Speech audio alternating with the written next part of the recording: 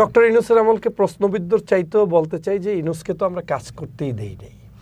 আপনি দেখেন গত 5ই আগস্টের পর ইউনূসের আমলে যে কয়টা আন্দোলন হয়েছে, আমি যদি মিস্টেক না করি 153টা মনে হয় শুধু তার বাসভবনের সামনেই আন্দোলন হয়েছে, আর পরে বাড়তেও পারে। আমি যে জরিপটা, তো 12ই ফেব্রুয়ারির পর নতুন সরকার আসার পর কয়টা যমুনার সামনে আন্দোলন হয়েছে?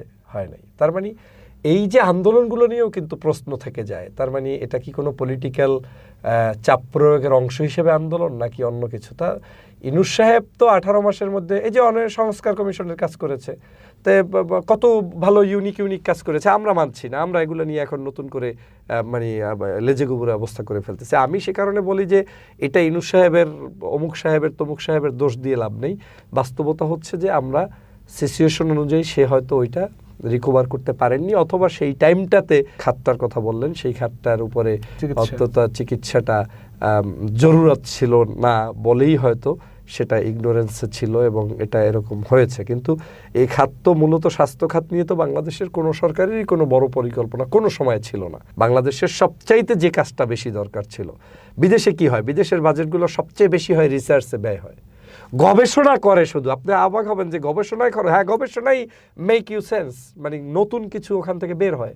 আমাদের সব জায়গায় তো এডুকেশনের ব্যয়, আপনার এই চিকিৎসা খাতের ব্যয়, এ সবচাইতে লেস কিছু থাকলে এগুলো এই সব জায়গায় হয়।